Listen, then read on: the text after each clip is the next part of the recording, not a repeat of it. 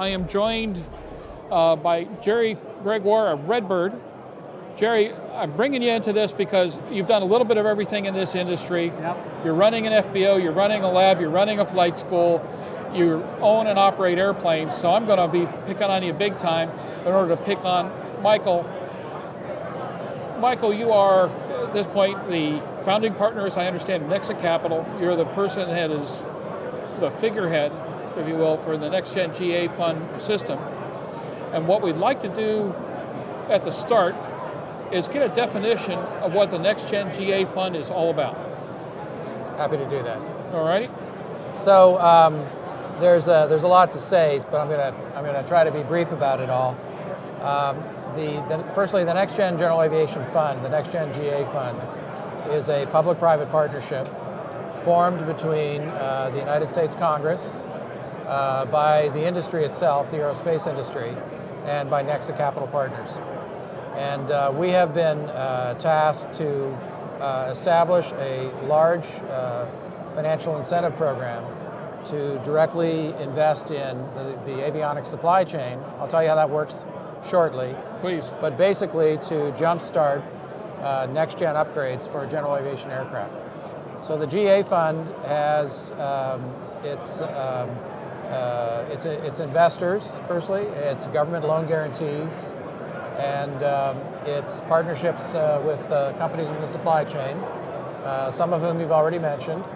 Our goal, though, is to make it very straightforward for general aviation aircraft owners and operators to finance their next-gen upgrades.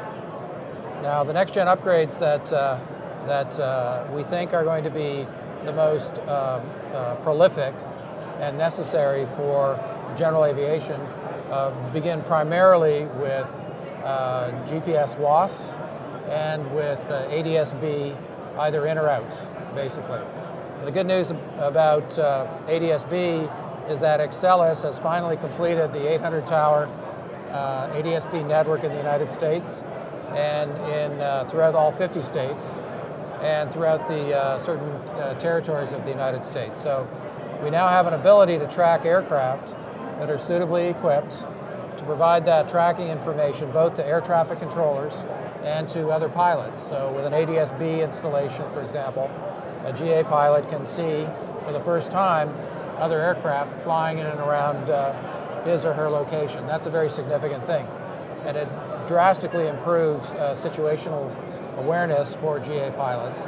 It's a wonderful safety enhancement for the GA community.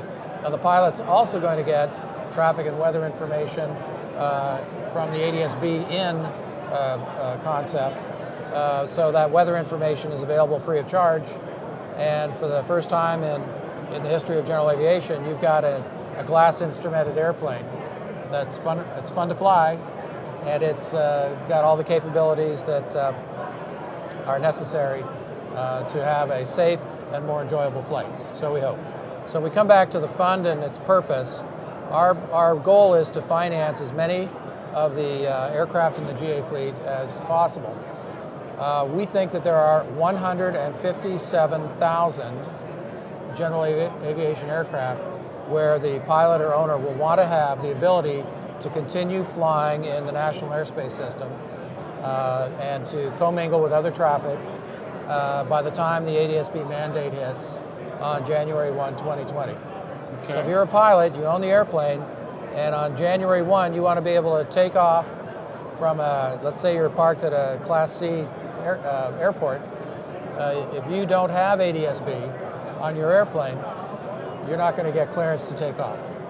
So that's the important thing. It's 2014. We only have 5.5 years, and we have well over 100,000 aircraft that need to be upgraded with these types of avionics.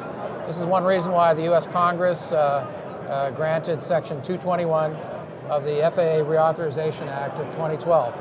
It was to permit funds like ours to be able to tap federal loan guarantees so that we can provide a very large number of lower interest rate loans for GA operators.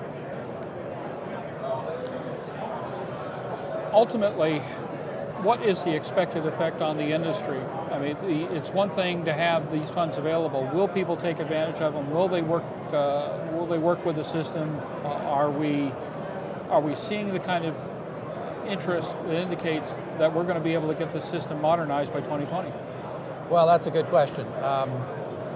Firstly, we only announced the availability of funding through our GA fund program in partnership with AEA a couple of months ago. So we're sort of the new kids on the block, and our funds are actually they're not available this month. They'll be available in a few months, but very closely. And one of our objectives with forums such as this and with the AEA Convention is to begin to work with the repair stations, who are probably going to do 95% of the work associated with upgrading GA aircraft with this kind of technology. So these repair stations, they're on the front line of the marketplace. We have avionics manufacturers who are both investors in the fund and who are potential suppliers, but it's really the repair stations that touch the client, the customer, at the right point, and these repair stations now know where they can direct the customer to be able to tap our loan guarantee programs. So we've seen in the last 24 hours overwhelming interest since this convention began. Our offices back in Washington, D.C. have been deluged with emails and requests from GA owners and operators, and we're just at the very beginning of the program. So I predict that this industry will firstly understand the significance of the mandate, and secondly, if they can't afford to finance the aircraft upgrades on their own, they'll take full advantage of our program. And just one note of caution is that we need to be doing 20 to 25,000 airplanes every year. Yeah, otherwise we're going to bottleneck in a big way. Starting very soon. I'm sure that Paul had mentioned that if everybody waits till closer to the mandate, perhaps thinking that Congress is going to extend it, this industry is going to be in a pickle. So what's the current estimate on the cost of an upgrade for a 1985 172? Well, it's going to depend.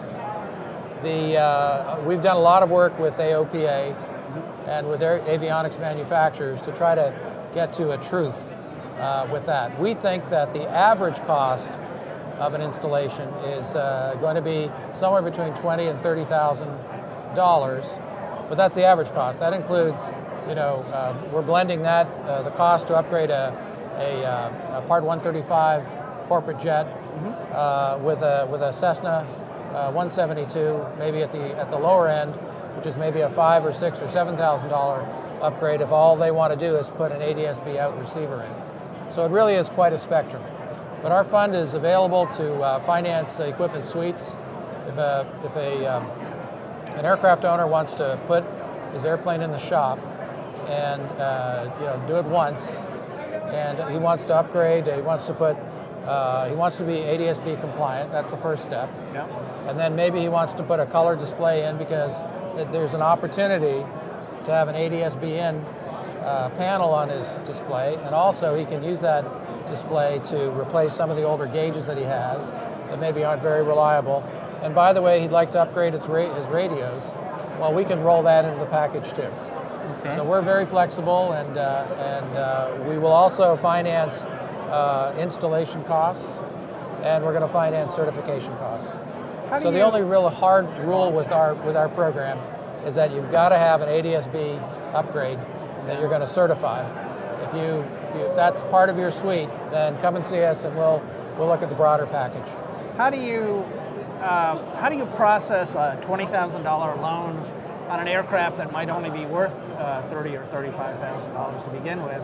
And are these loans going to end up being subordinated to financing that might already appear on the airplane? Well, as you may know today, with the current aircraft financing system, if you want to do a major cockpit upgrade, you might have a mortgage on that airplane as it stands, and in order to do that upgrade, you're going to have to, by rules of the bank, roll that mortgage over and add the cost of the avionics that you're putting into the airplane. If we were to do that, we would not be able to do 157,000 airplanes. I mean, there's a significant issue here. Turns out, and I think your listeners will be, happy to hear this. It turns out that GA pilots and general aviation aircraft owners are really darn good credits. This is one of the best demographics to loan into. Present company excluded. It is a. I resemble that remark. Yeah. So if you look at historic charge-off rates or defaults, you take whatever stats you want in the risk management community. This is a segment that banks would love to do business with. But under current banking rules, banks can only lend money out if they have a chattel or mortgage on an asset. Well, we're free from that. We don't have to do that.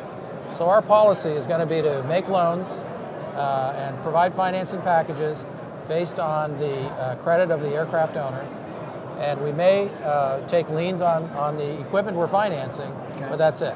It doesn't matter to us the age of the airplane. In fact, one of the principal reasons why we exist is that we know the average age of an airplane in the GA fleet is 40 years. 40 years. And so if we were to provide that, sort of asset-based lending policy, a lot of people just wouldn't qualify. So our view of this is that let's get these airplanes updated. I don't care how old they are.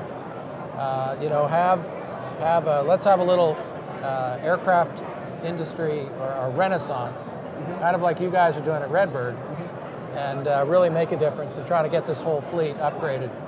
I think it's going to be a better general aviation industry on the other side of this effort. We've got 6 years to do it. I think an airplane that's modernized with the next-gen technologies, especially ADS-BN, is going to be more fun to fly. We're going to attract more entry-level pilots because it's a less intimidating cockpit and environment. It's definitely a safer airplane. Yep. And everybody's a winner. I mean, what's not to like about this program? There's really nothing you can find about this program that doesn't make it attractive for aircraft owners and operators. Our interest rates are going to be lower than what they can get at banks, and we've been able to do that because how much lower? Because Congress has granted us federal loan guarantees. Okay. So the way the loan guarantees work, and I'll get to your question. The way the loan guarantees work is that we're able to borrow long-term capital at somewhere between the average of the 5-year and the 10-year T-bill rate. So if you go on, So if that was today, it would be what? Well, we'll be borrowing at about probably 2.25%. Okay. And so we can loan that money out at a markup because we have to cover our costs. Yeah. But our loans are going to be available at a rate that's better than you can do at the bank on your own. Well, this is obviously, this is one of the best ideas that's come along in a while for upgrading the fleet. But we were, at Redbird, we were famous for doing the $1 fuel sale. I don't know if you remember that from last fall. Yeah, Aviation insanity at its finest. Aviation insanity. We were doing that, and plus we're in the business now of buying older aircraft to convert into Red Hawks. And one of the most interesting things we found out in that survey that we were doing, what we found out since then, is the number one reason pilots are leaving aviation now is not because of the cost of flying, but the cost of repairing an aircraft. And that when fuel goes up, you might not fly as much, but you still fly. But that first $5,000 part that you have to replace is driving more airplanes out of service and more pilots out of flying, because you wait a couple of months to buy that $5,000 part, and then you hit an annual, and then there's a flat tire now, and it kind of builds up. And we find these airplanes sitting all over the country. And there's going to be some fallout from this because, as you said earlier, they're credit-worthy pilots. They have to be credit-worthy, and you have to have the ability to bring an airplane back into spec.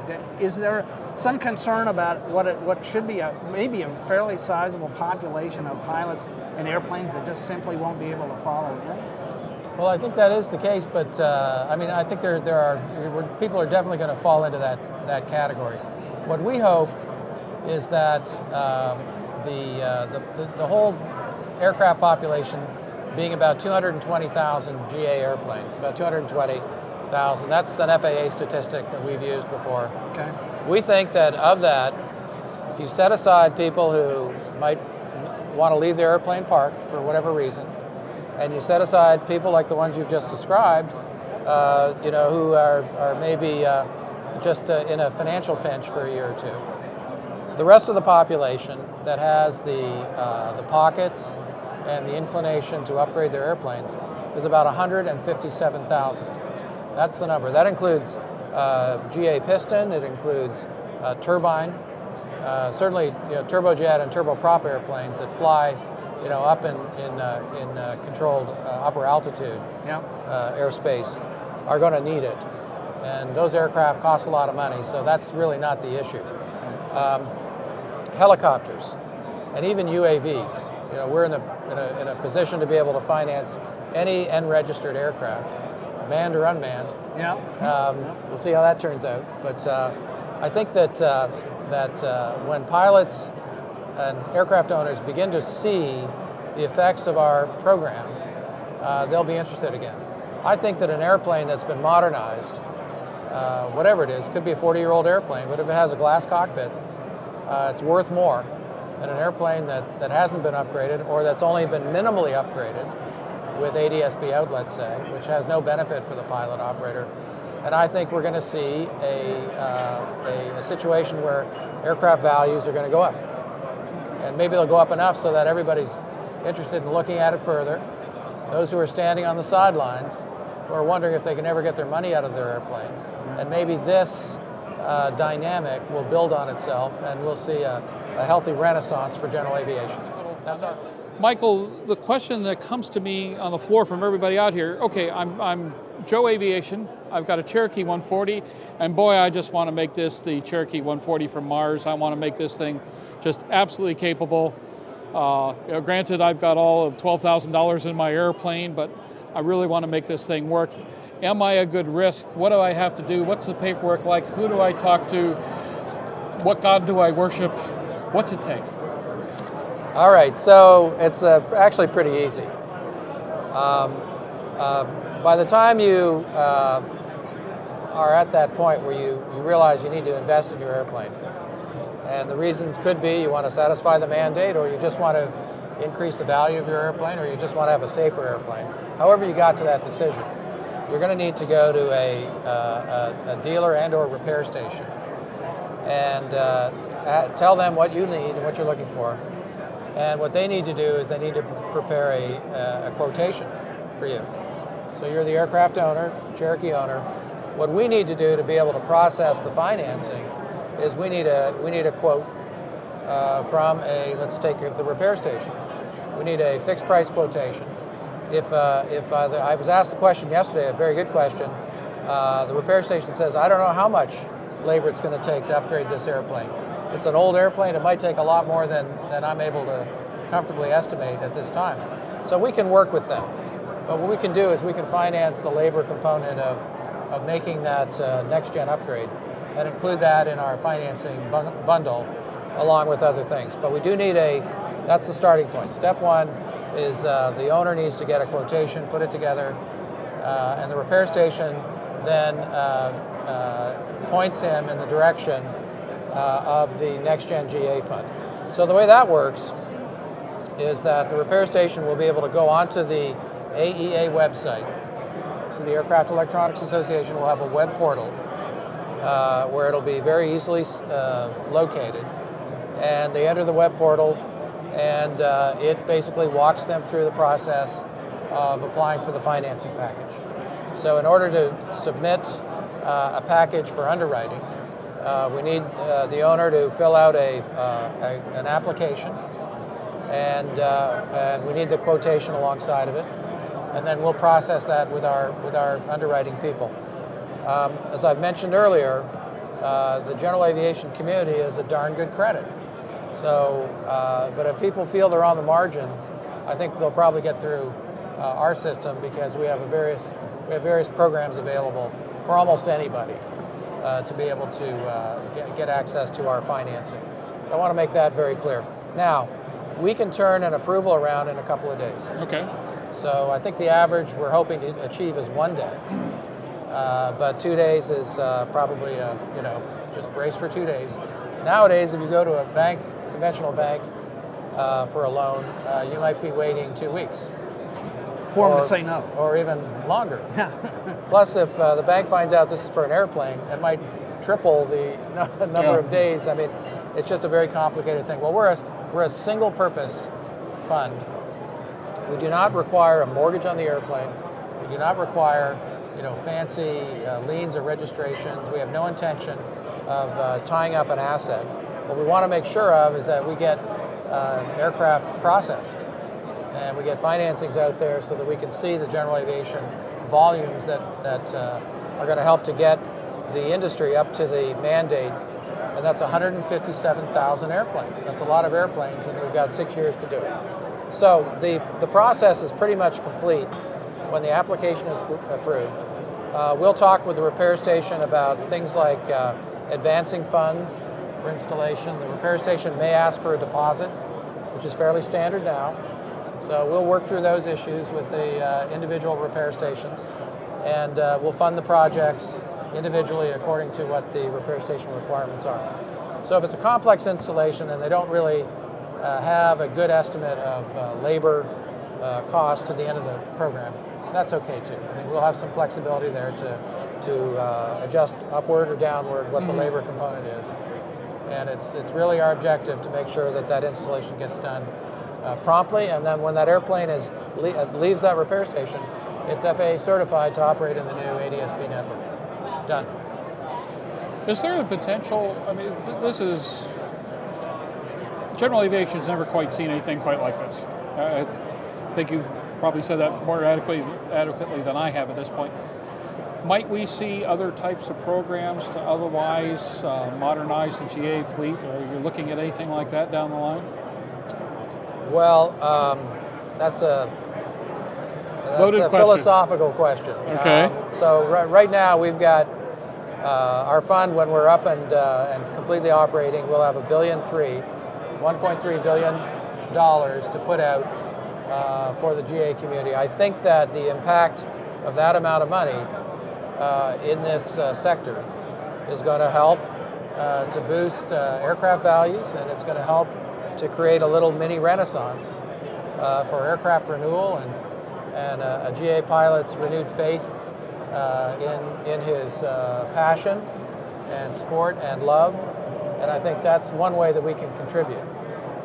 There may be other opportunities down the road. We've never been approached to talk about it, but you can look at you can look at the whole issue of aircraft engines and the need for revitalizing that part of the airplane, maybe getting away from avgas and all the things that could be very painful but important from a national and general aviation perspective.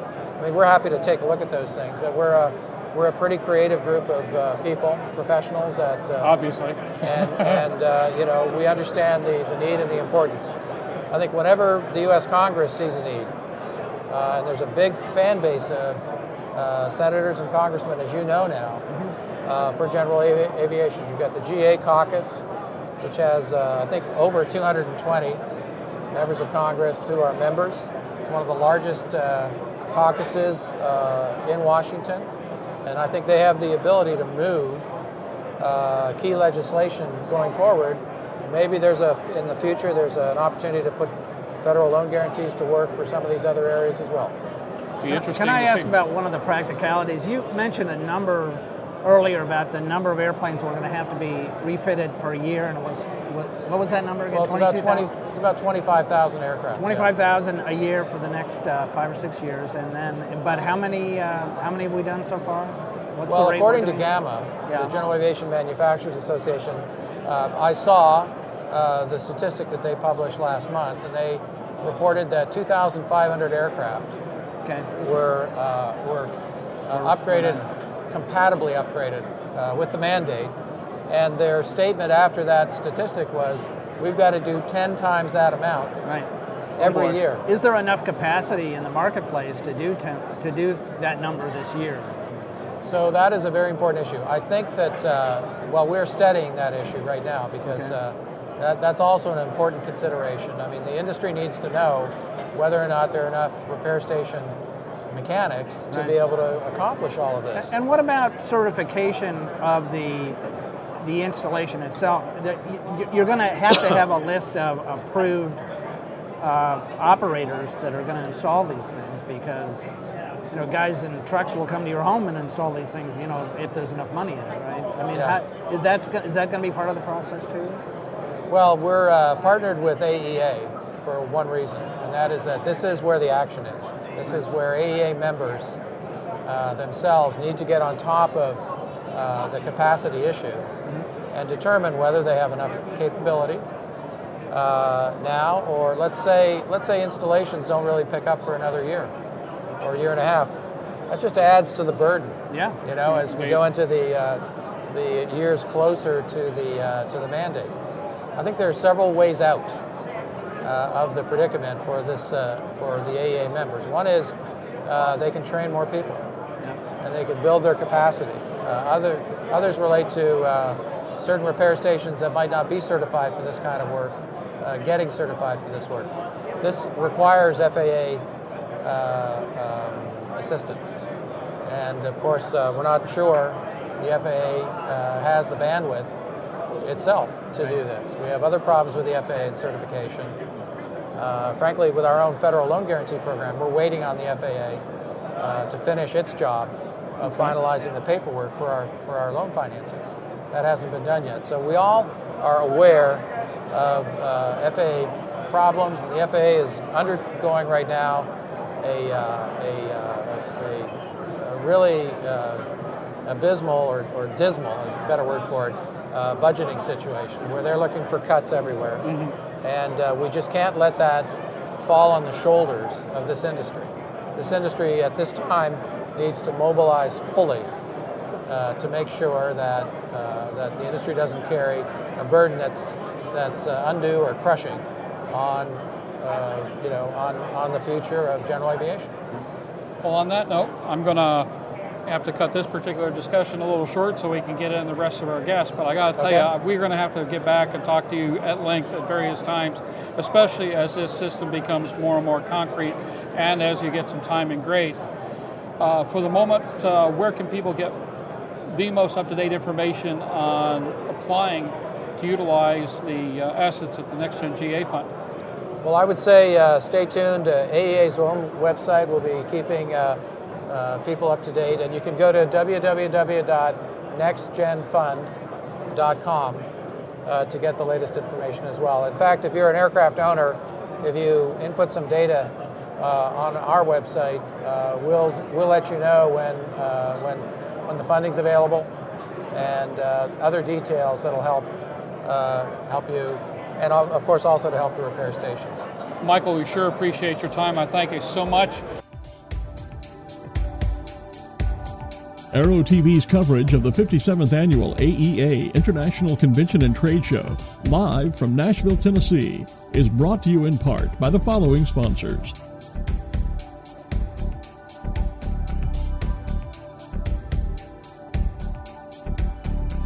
AML asks you, why would you pay for a Wi-Fi STC when their UM200 router is specifically built for digital communication? Better yet, it works with most SATCOM systems, allowing you the freedom to choose between SATCOM providers. AML's line means you're not limited to one phone manufacturer, as it works with all Wi-Fi enabled devices.